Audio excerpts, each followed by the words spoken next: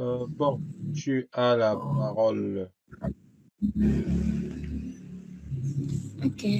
Je vais présenter le TP3 qui porte sur la simulation d'un malware déposé dans /TMP et sa détection grâce au système de fichiers /pro.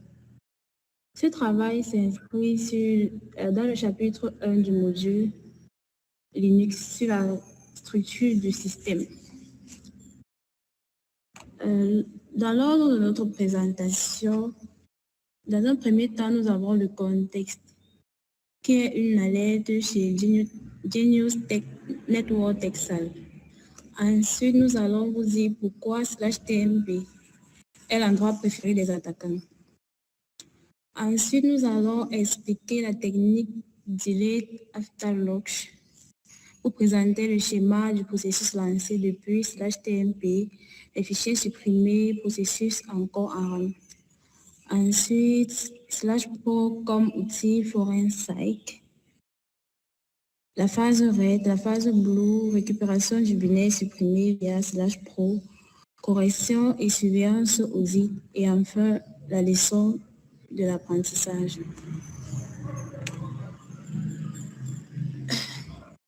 Ici, nous sommes dans le contexte. Le scénario de départ, c'est une alerte réelle chez Genius Network Texas.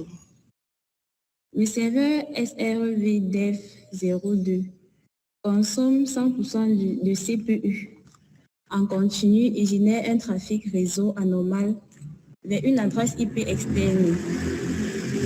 On soupçonne un crypto-mineur ou processus malveillant depuis un téléchargement web, avec la particularité que l'exécutable pourrait avoir été supprimé après le lancement.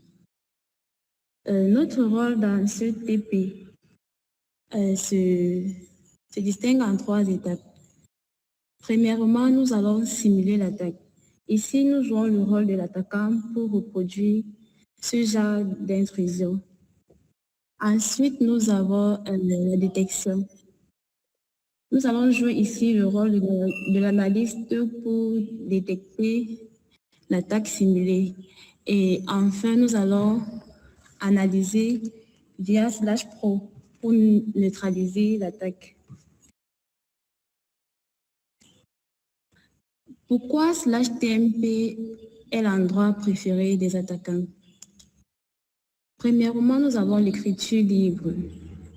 /TMP est accessible en écriture par tous les utilisateurs du système, sans exception. Même un compte avec très peu de privilèges peut y déposer un fichier. Nous avons également l'exécution possible. Contrairement à d'autres dossiers, les fichiers y sont chez mode plus X sans restriction.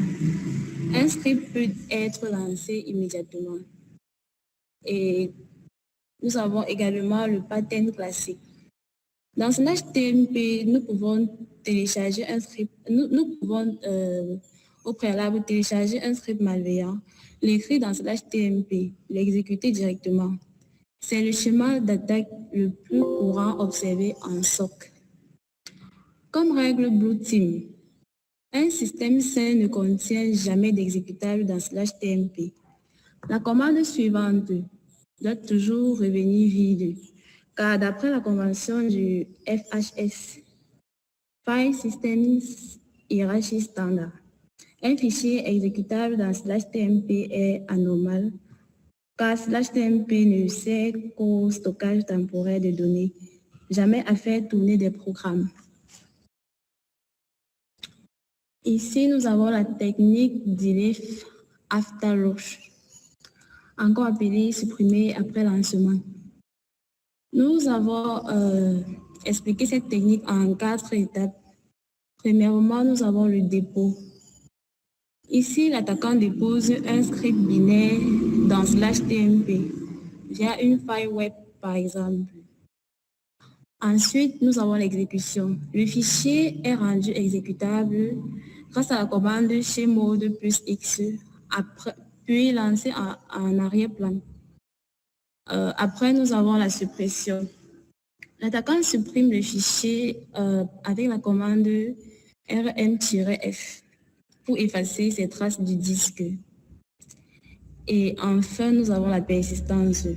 Le programme continue de tourner en RAM, invisible à un simple ls/tmp. La notion clé de notre TP est ceci. Le fichier est supprimé du disque, mais le processus continue de tourner en mémoire. Linux maintient le fichier ouvert via /pro tant qu'un processus l'utilise. C'est cette propriété du noyau qui rend l'investigation possible. Ensuite, nous avons le schéma qui illustre le processus lancé, les fichiers supprimés et la trace en RAM. Ce schéma illustre concrètement ce mécanisme étape par étape. On part du fichier sur le disque, le fichier C, /tmp/6 update. On le lance ici. Ce qui crée un processus en mémoire. On supprime le fichier avec la commande rm-f. À ce stade, il n'existe plus sur le disque. Enfin, on accède toujours à son contenu via cette commande /pro/pid/fd. La raison qui explique cette technique, c'est qu'un processus en cours garde le fichier source ouvert via un descripteur de fichier. Même après un rm-f, le noyau ne libère le contenu du fichier que lorsque plus aucun fichier ne le référence. Tant que son PID tourne, le contenu reste lisible via /pro. C'est la faille exploitée par l'analyste pour récupérer la preuve. Ce que nous allons retenir ici est que la suppression sur le disque n'efface pas les données en mémoire. Les traces restent accessibles via /pro/pid/fd.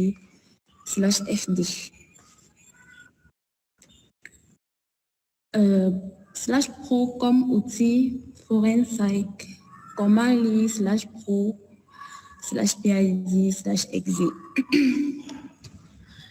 /pro n'existe pas sur le disque.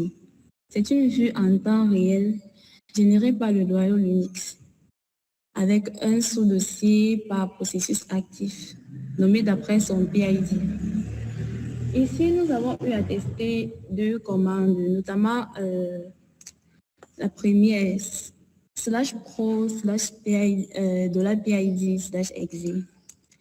Cette commande pointe vers l'interpréteur bash, pas vers le script, car un script n'est jamais exécuté directement. Il est lu par le bash. Ensuite, nous avons la seconde commande /pro/$pid/fd. Le descripteur de fichier ouvert par bash pour lire le script révèle bien la mention delete, qui est la preuve recherchée dans notre TP. Cette découverte est une nuance importante en investigation. Pour un vrai binaire compilé, /pro/exe affiche directement delete, tandis que pour un script interprété, il faut inspecter /pro/pid/fd pour retrouver le fichier source supprimé. Ce qu'on doit retenir ici, c'est que pour un vrai virus compilé, /pro/exe suffit à révéler sa suppression, tandis que pour un script comme dans notre contexte, il faut aller chercher la preuve ailleurs dans le fichier ouvert. Ici, nous avons la phase RET. Ici, nous agissons comme un attaquant. Tout d'abord, on utilise cette commande pour lancer... on utilise la commande pour simuler le mineur de crypto-monnaie.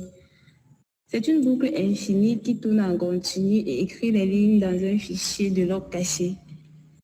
Comme nous pouvons le constater sur la capture, ci-dessus. Et on rend le fichier exécutable en utilisant la commande chmod plus x.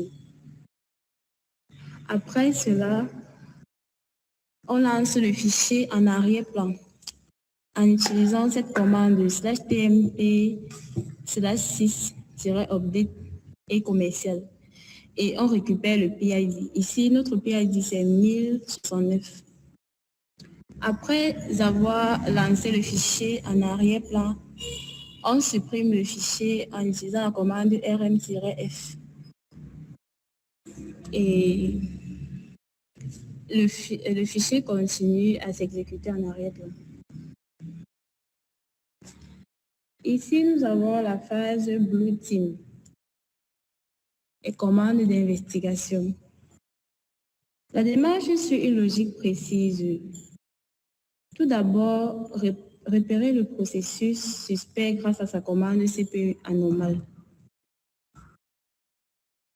Ensuite, l'examiner en détail via /pro, son exécutable, la commande exacte qu'il a lancée et les fichiers qu'il a ouverts. Ici, nous avons la preuve de suppression, que le fichier a été supprimé, mais elle continue toujours de s'exécuter en arrière-plan. Et cette dernière commande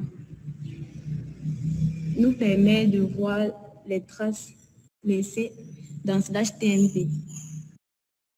Comme traces laissées, nous avons par exemple les fichiers cachés comme .malloc et .malpid.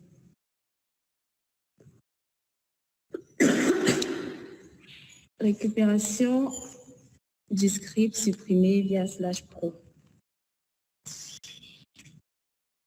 Nous avons illustré cela par un schéma.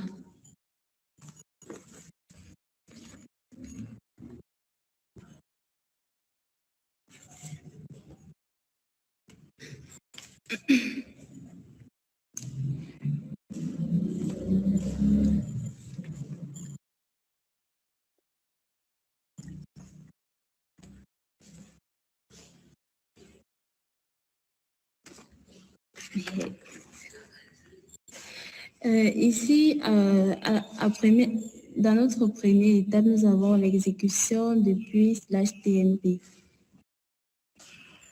Nous utilisons la commande /tmp/malware pour lancer l'exécution. En seconde étape, nous avons la suppression du fichier. Notre fichier reste supprimé, mais le processus continue de s'exécuter en arrière-plan. Pour récupérer le script supprimé, nous avons utilisé la commande sudo. La commande ici, sudo cp/pro/pid/fd. Et ensuite, nous avons vérifié le type du fichier en utilisant cette commande file malware récupère. Ensuite, nous avons identifié les empreintes cryptographiques en utilisant cette commande. Ce que nous allons retenir de cette étape, c'est que la suppression du fichier ne signifie pas nécessairement la disparition immédiate de toutes les traces. Tant que le processus est actif, il conserve certaines ressources ouvertes. /pro peut fournir des éléments utiles à l'investigation forensique. Ici, nous avons la correction et éradication. L'objectif ici est d'arrêter le processus supprimé. L'objectif dans ce thème de correction et éradication est d'arrêter le processus, supprimer les traces restantes et vérifier que le système soit clair sans aucun autre fichier qui tourne en arrière-plan. Ici, en première étape, nous avons la détection. Cette commande nous permet de vérifier si le processus suspect est toujours présent. Cette vérification permet de savoir si une action d'arrêt est encore nécessaire. Ensuite, nous avons au petit 2 l'arrêt du processus. Le kill-15 est privilégié car il demande au processus de se terminer proprement. Tandis que le kill-9 est normalement réservé aux situations où le processus ne répond pas. Ici, il n'est plus nécessaire puisque le processus est déjà arrêté par la première commande kill-15. Ensuite, nous avons le nettoyage. Nous utilisons la commande C $rm-f pour supprimer les fichiers de démonstration restants et la commande find/tm pour vérifier qu'il ne reste pas de traces résiduelles dans /tmp. Au 4, nous avons la vérification. Nous avons utilisé cette commande pour vérifier que le processus suspect n'est plus présent. Sur notre schéma, nous pouvons constater que nous avons pu repérer 3 résultats, notamment sans item a suffi. Ici, le processus a pu être arrêté proprement. Ici, nous avons le nettoyage confirmé. Les fichiers utilisés dans la simulation ont été supprimés. Et enfin, nous avons une mesure avancée documentée. Une mesure supplémentaire peut être envisagée pour empêcher ou surveiller l'exécution future depuis les répertoires temporaires. Surveillance. Ce que nous allons retenir de cette étape, c'est que cette phase montre qu'une réponse Blue Team ne s'arrête pas à la détection. Après avoir identifié la menace, il faut la neutraliser, nettoyer les éléments associés et surtout effacer une vérification finale afin de confirmer que le processus n'est plus actif. Surveillance audit. Après avoir détecté et éradiqué le processus suspect, nous mettons en place une surveillance permanente. Pour cela, nous utilisons Audit qui permet d'enregistrer certains événements du système, notamment les exécutions de programmes dans les répertoires sensibles comme /tmp. La première phase de notre étape, c'est l'installation et la création des règles. Ici, nous configurons des règles qui demandent à Audit de suivre les exécutions provenant de ces répertoires. L'objectif est de conserver une trace lorsqu'un programme y est lancé. Ensuite, nous avons le test de la règle. Nous réalisons ensuite un test contrôlé. Nous créons un petit script inoffensif dans /tmp et nous l'exécutons afin de vérifier que notre règle audit forme correctement. La recherche avec OSESH nous permet de consulter les événements enregistrés par Audit. Grâce à la clé exec from tmp, nous pouvons retrouver les événements correspondant à notre règle de surveillance. À l'étape 3, nous avons le résultat de notre capture par OSESH. Le journal contient différentes informations. C'est-à-dire, nous avons le type d'événement, le programme concerné, le résultat de l'opération et la règle qui a généré l'événement. À retenir pour cette phase,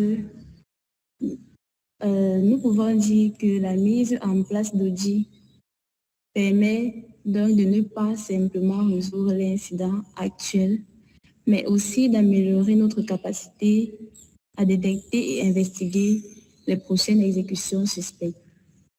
La Blue Team passe ainsi d'une réponse ponctuelle à une surveillance continue. Ce que nous avons appris durant notre TP, nous avons retenu 6 enseignements, 3 concernant le fonctionnement de Linux et 3 autres concernant nos réflexions en tant qu'analyste. Concernant le fonctionnement, nous avons la persistance en mémoire. Nous avons vu plus aucun processus peut survivre à la suppression de son fichier. Ensuite, nous avons les limites de /pro/exe. /pro/exe montre ses limites face à un script interprété. Et aussi, nous avons la différence entre /tmp et /var/tmp. /tmp n'a pas le même comportement que /var au démarrage. Nous passons aux autres enseignements concernant nos réflexions en tant qu'analyste. Ici, nous avons l'anomalie de /tmp. Nous avons vu que tout exécutable trouvé dans /tmp doit être considéré comme suspect, d'après la règle de la convention FHS. Et aussi, SAG-TEM avant SAG-KILL. Nous avons vu qu'il faut toujours privilégier un arrêt propre avec kill-15 avant de forcer avec kill-9. Et enfin, nous avons la surveillance proactive. Une surveillance continue comme Audi est bien efficace qu'une simple investigation ponctuelle après coup. Nous avons terminé avec notre présentation. Ok, on te remercie. La partie question. Donc, on a dit que le contexte, c'est quoi? C'est que le serveur dev2, il consomme énormément de ressources, en fait, consomme énormément de CPU en continu et génère un trafic réseau anormal vers une adresse IP externe. Alors, on a dit qu'on soupçonne un crypto-mineur ou un processus malveillant depuis un téléchargement web, avec la particularité que les exécutables pourraient avoir été supprimés après le lancement. Donc, en gros, on est dans une phase d'investigation. Quelqu'un est venu mettre un malware. Dès qu'il a mis le malware, il a supprimé le fichier, mais le process du malware tourne toujours dans la machine. Donc, son processus tourne toujours dans la machine. Ok. Ça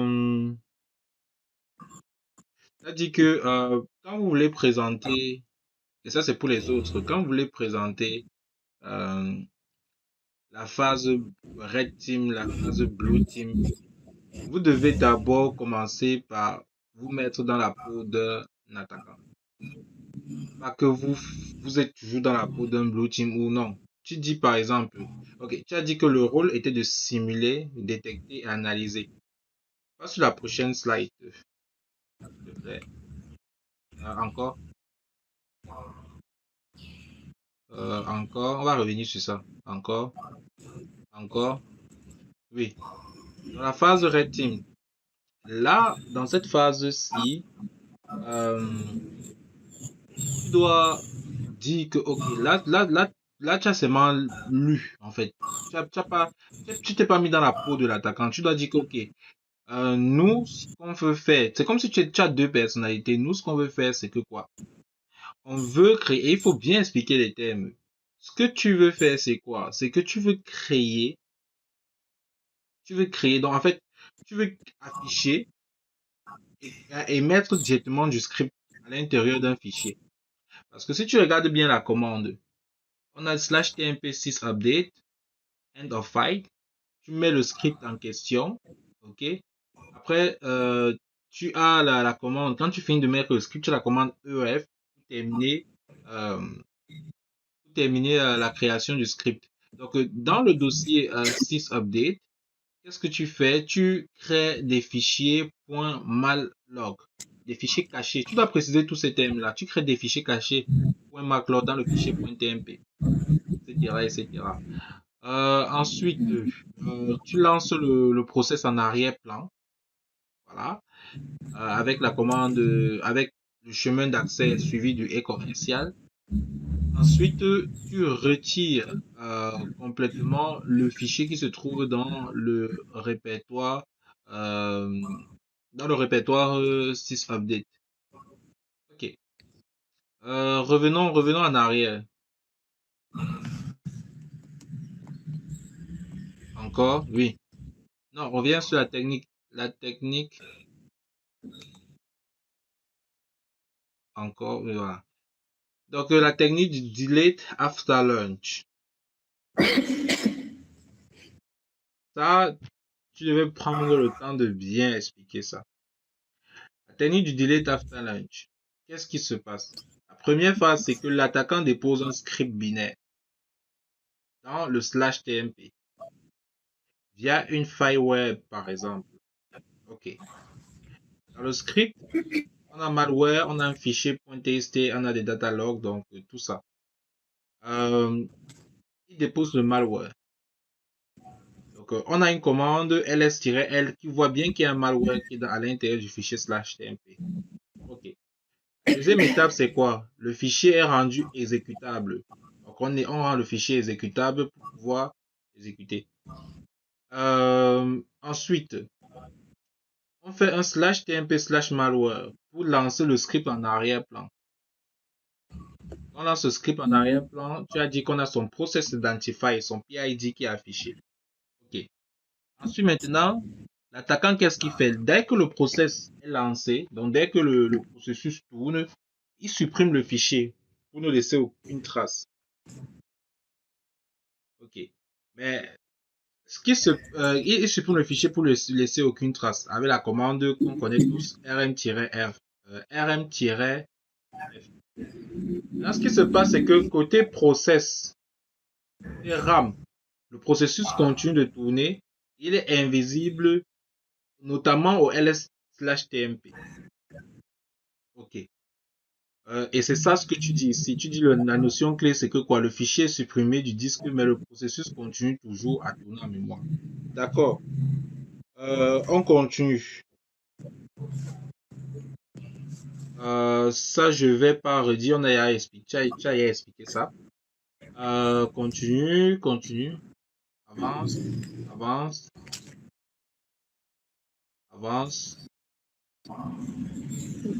Ok, là ici, tu as été très très rapide. Comme je dis, faut pas mettre un truc que vous ne connaissez pas. Ok, on commence d'abord par une chose. La commande PSOAOX, ça permet de faire quoi? C'est une évaluation. Il ne faut pas mettre un truc pour mettre seulement. Monsieur, la commande PSAUX permet de lister tous les processus. Ok. Donc, ici, tu fais quoi alors concrètement? Avant le head-15, qu'est-ce que toi tu fais?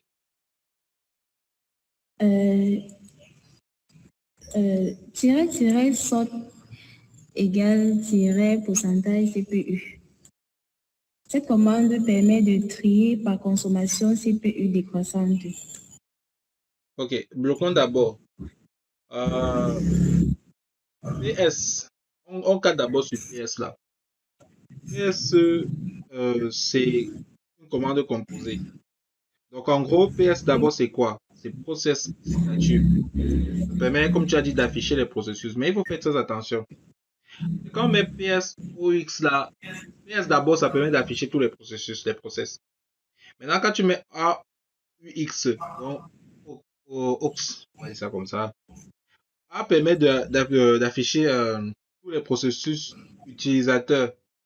Donc tous les processus des autres utilisateurs. pas seulement les processus de l'utilisateur qui lance la commande. Puis, permet d'avoir un format détaillé avec l'utilisateur, le CPU et la mémoire.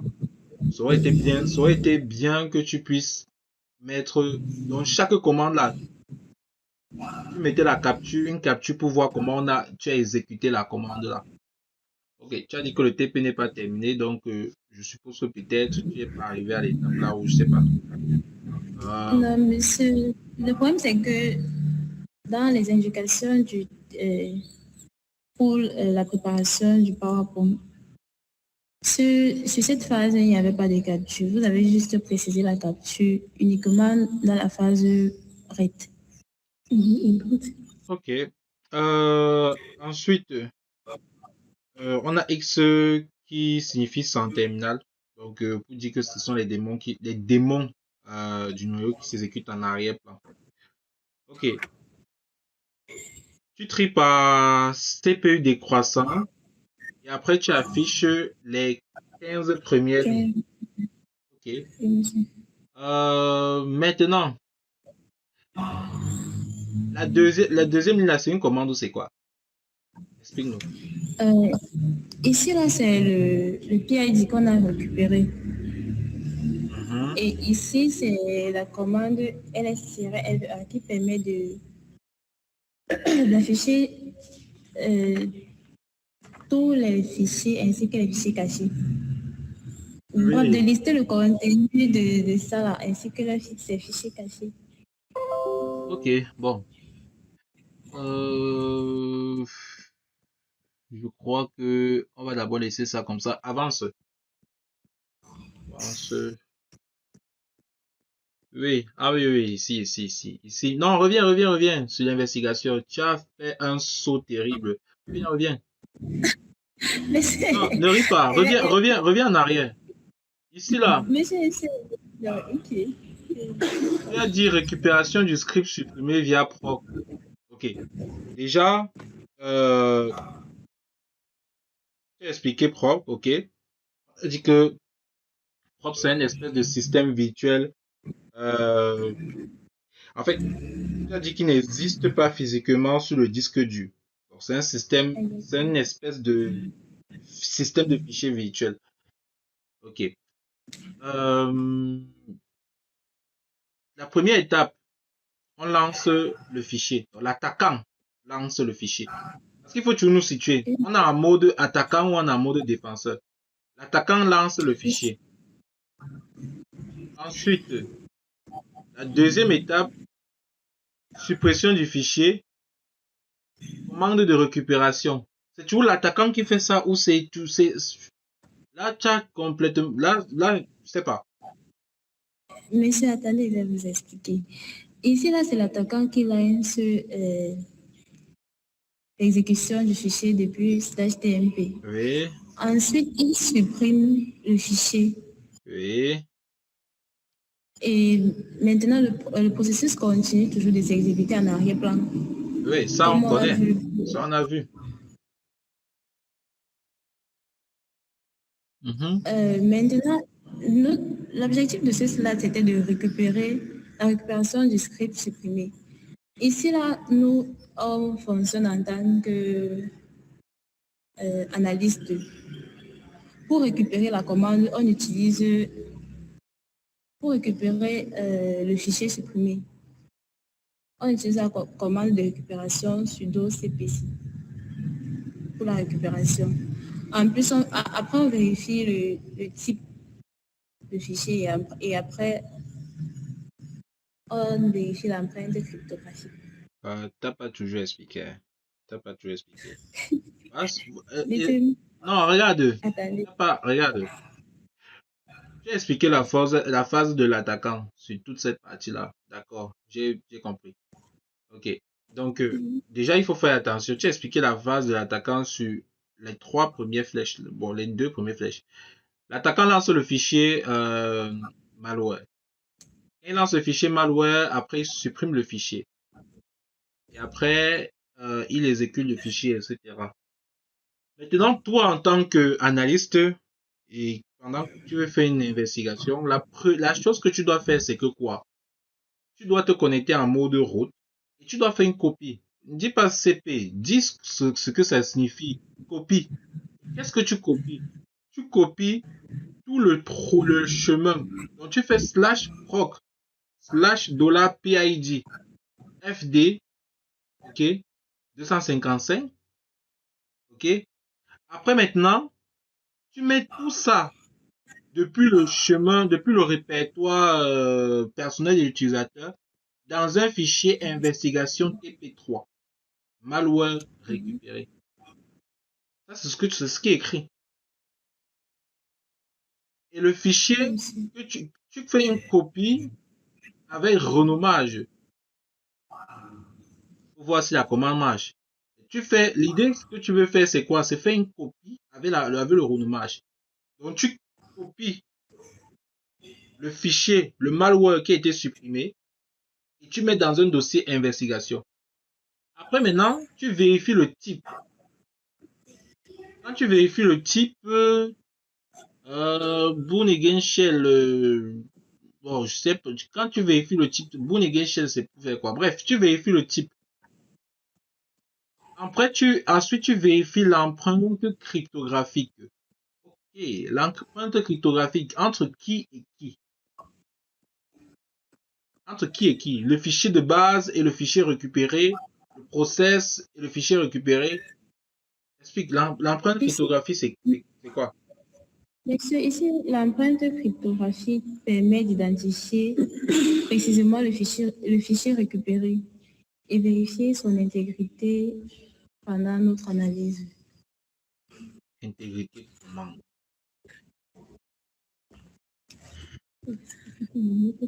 Intégrité comment? Intégrité comment? Une empreinte, c'est quoi? C'est une signature.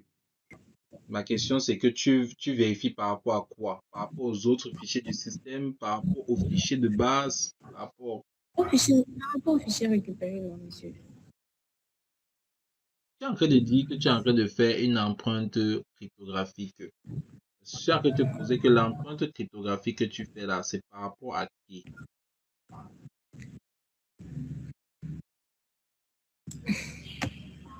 Monsieur, je comprends pas votre question. L'empreinte cryptographique, c'est à quoi ici? Voilà. Voilà un simple truc. Ça sert à quoi? Il permet d'identifier le fichier récupéré. Identifier pour dire quoi? Oui. Quand on attrape un bandit, par exemple, on l'identifie. On sait qu'il s'appelle Thomas. Il a peut-être 29 ans. Voilà. Ici, on identifie pour dire quoi?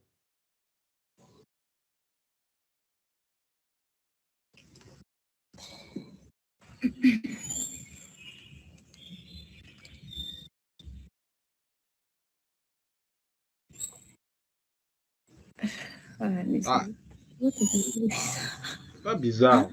C'est pas bizarre. La question est simple. Pourquoi tu as fait l'empreinte cryptographique sur le fichier récupéré? C'est juste ça. C'est pas bizarre. C'est pas bizarre.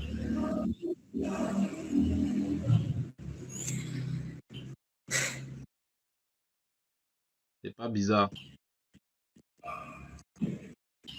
Et ce sont que ces questions-là que vous devez vous poser avant de mettre un truc sur le slide.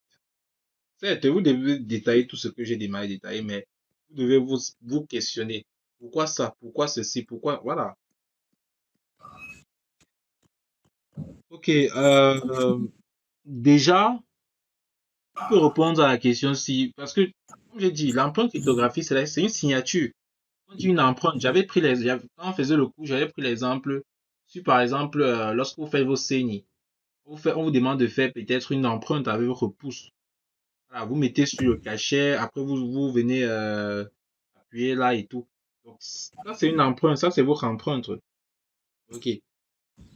Ce qui se passe, c'est que quoi? C'est que tu peux dire ici, même pas que tu peux dire, dans ce cas de figure, l'empreinte cryptographique va tout simplement permettre de s'assurer que le fichier récupéré n'a pas été modifié.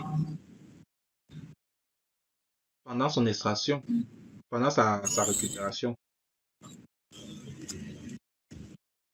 C'est tout. S'il n'a pas été modifié, s'il n'a pas été altéré. Parce qu'on peut récupérer quelque chose qui a déjà été altéré. Toujours par l'attaquant. Un attaquant soigneux.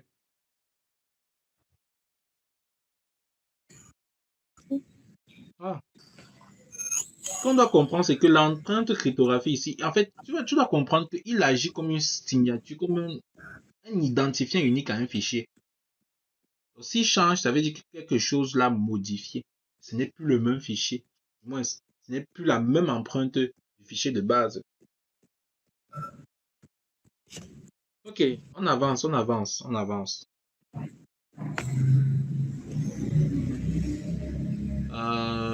Bon, ça c'est la commande. C'est ça, on a vu ça. Bon, on avance, on avance. Je crois que... Oui, oui, reviens en arrière, reviens en arrière. Ok. Système, c'est quoi? Système, pardon.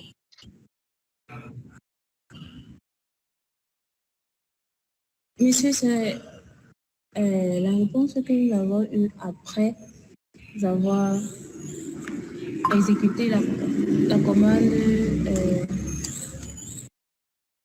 de détection ici. Non, c'est pas ça.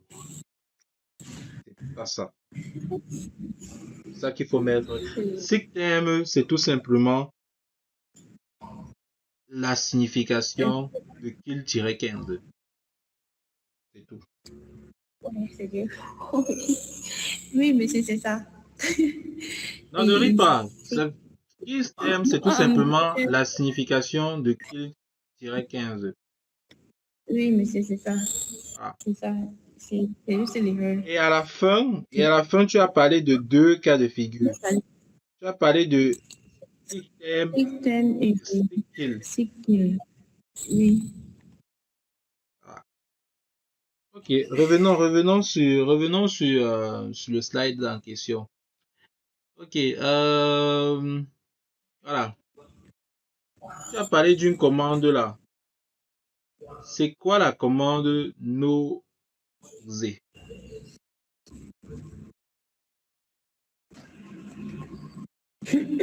êtes où, monsieur? Mesure avancée documentée.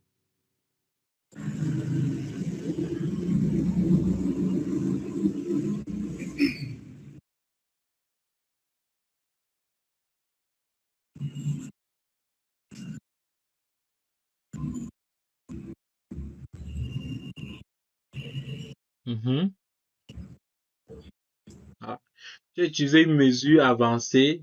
Tu as utilisé une mesure pour protéger le fichier TMP, mais tu ne connais pas cette mesure. C'est pas bon.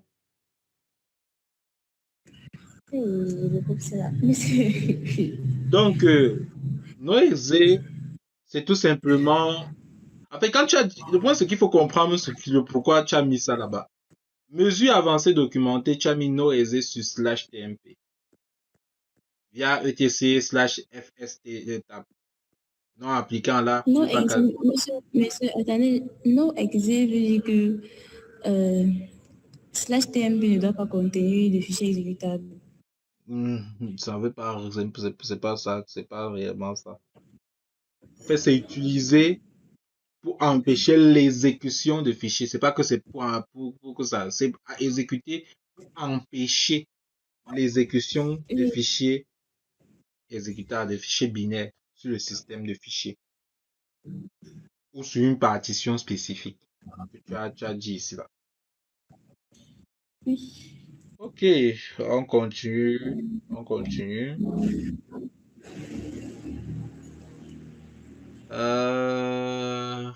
Type syscall.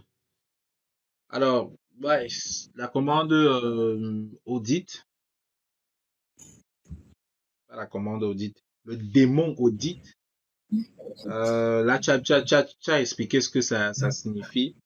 Donc, tu as dit qu'il fait partie, il fait partie d'un framework qu'on appelle audit du noyau Linux, qui permet de surveiller et enregistrer les activités du système et des utilisateurs pour des raisons de sécurité, de conformité ou de débogage.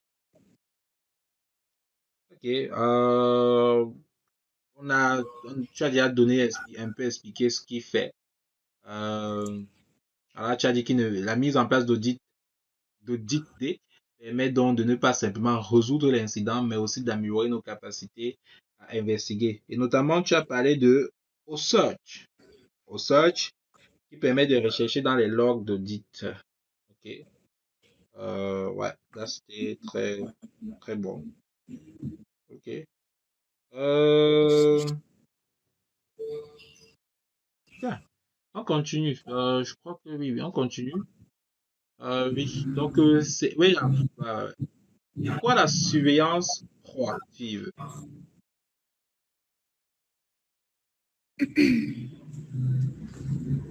Monsieur, c'est une surveillance continue comme audit.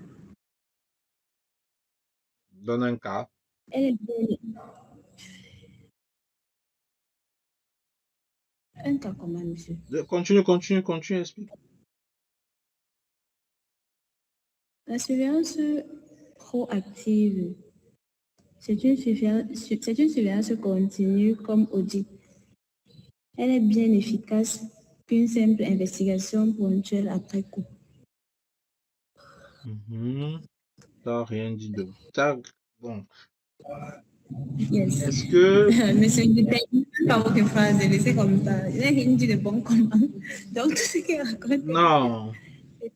Quand on dit surveillance proactive, ça veut dire qu'il y a plusieurs types de surveillance d'abord, non?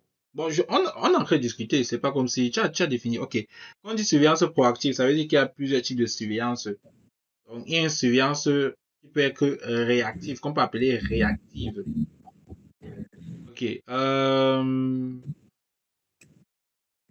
Qu'est-ce qui distingue une surveillance proactive d'une surveillance peut-être réactive? La surveillance réactive, c'est quoi? Tu es pris sur le coup et directement tu veux réagir à quelque chose. Qu'est-ce qui distingue une surveillance proactive d'une surveillance réactive, par exemple?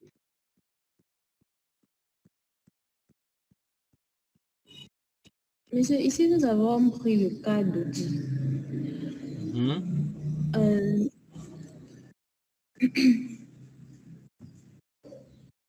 Ici, là, nous voyons que audit est bien efficace qu'une simple investigation. Parce que lui, d'abord,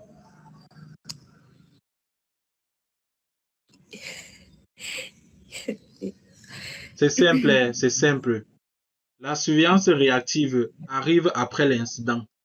La surveillance proactive est là depuis le départ. C'est tout. Elle est là depuis le départ. Elle anticipe, si tu veux. Elle anticipe. Elle anticipe, elle détecte et résout les problèmes avant qu'ils n'impactent les utilisateurs ou les services. C'est tout. Quand on dit proactif, ça veut dire que c'est déjà là, c'est déjà installé. Et on peut ajouter, il y a des logiciels, par exemple, de surveillance. J'avais parlé, je sais pas si j'avais parlé, je crois pas que j'avais parlé des logiciels là, mais je profite pour parler de ça. On a par exemple des logiciels qui permettent d'analyser les métriques des systèmes.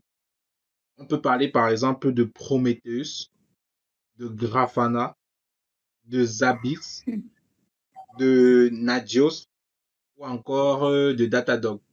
Mais vraiment,